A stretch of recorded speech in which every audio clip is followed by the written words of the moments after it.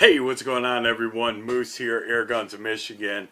And I've had a lot of people talking to me about scopes. They really want to hear what I really enjoy shooting on the majority of my air guns. And so I wanted to touch base again because this is something that I've only talked about once before, is this Arken Optics SH4 Gen 2 4-16x50. This is its big brother, the SH4 Gen 2 6-24 by 50. But this is the little brother. And let me tell you, so on the Arkens, if I look through these scopes, these crosshairs on low magnification are very, very fine. Now, while I'm indoors and I'm looking at a white background, they are really not difficult to see. However, when I get outside, if I try to use them in a hunting scenario or in a scenario where maybe I'm looking at some darker colors, you know, some super darker colors, due to the fineness of them, they do have a tendency to blend in a little bit. So can you fix that by turning on the illumination? Well, yes, you can. Because Arkens on both of these are really known, well, if you ask me, to just ignite the center cross in the middle of the reticle. Perfect. I don't want my entire Christmas tree reticle lit up. It creates a lot of panic to me, especially in a situation where I'm trying to pinpoint something. So I hear people all the time, man, the reticle's it's just too fine. Honestly, I found the best workaround for me is to illuminate the reticle. Problem solved. However, I get it. It's not for everybody. But I will say, I own two of these SH4 Gen 2s, and I'm hoping to get a hold of another one. I have this 4-16x50, which is an amazing scope, especially for some of my more close range stuff.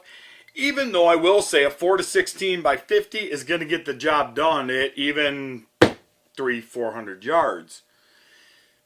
Most people want this huge magnification, this 6-24, for those closer distances, maybe 50 to 100 yard shots.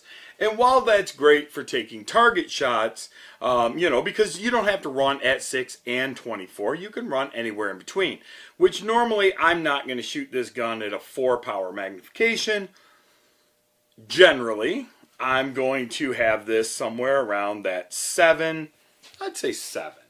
7 is a good starting point. So I generally run from 7 to maybe 12. Nothing super like 14 where I get all the reticle in my face and I don't have a lot of vision around it. So the same thing holds true for the 6-24. I generally tell people, look, super lightweight or lighter weight than the bigger brother. Not by a lot, just keep that in mind. But overall, solid builds. Now, I have put these scopes through the absolute biggest ringer ever. These scopes have been, I've literally dropped these scopes. I've beat on them with rubber mallets. I've actually done that on film. You can go back and see my videos on that. The zero stops are perfect. I love the way this zero stop works. I think it is one of the best ways to adjust a zero stop in the industry. Simply, dial it to where you want it, crank your zero stop down, pin it with this front, stopper, and voila, done. So, obviously I don't generally, though, zero stop right on the zero. I generally go a little bit past the zero, just so that way in case of, any kind of change in whatever, I can still dial down, maybe, a mil. So most of these, actually, these two are in MRAD. My other one's MOA. And I think I might be getting a second MOA. So, but man, overall, seriously, guys, when these things were on sale for $2.99, I can't believe that more people didn't just come in and wipe them out for $2.99. Because honestly, I think these scopes are worth well more than $299. This is probably, if I had to pick a sub $500 optic at this particular point for doing target and potentially maybe some, you know, woods walking. Maybe not woods walking. It's a little heavy for that, to be honest with you. But definitely deer hunting, 100%. You know, would I put this onto an AR? Absolutely. Would I put this onto a bolt gun? Absolutely. Would I put this on to the majority of my pellet guns? You bet your bet. So, but overall, like I said, super great optics. You cannot go wrong with an Arken. You know, you just really can't. So for that sub $500, what am I going to recommend? I'm going to recommend an Arken most of the time.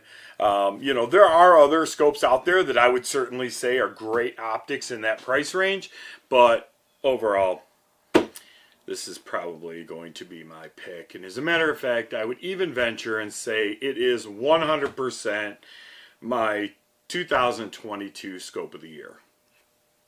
In 22.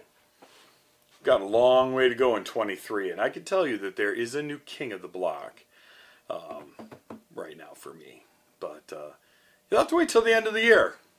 Then we're going to talk about those, because that is something that I want to do. I want to start doing Airgun of the Year, you know, PCP of the Year, Springer of the Year, you know, just whatever, you know, CO2 of the Year.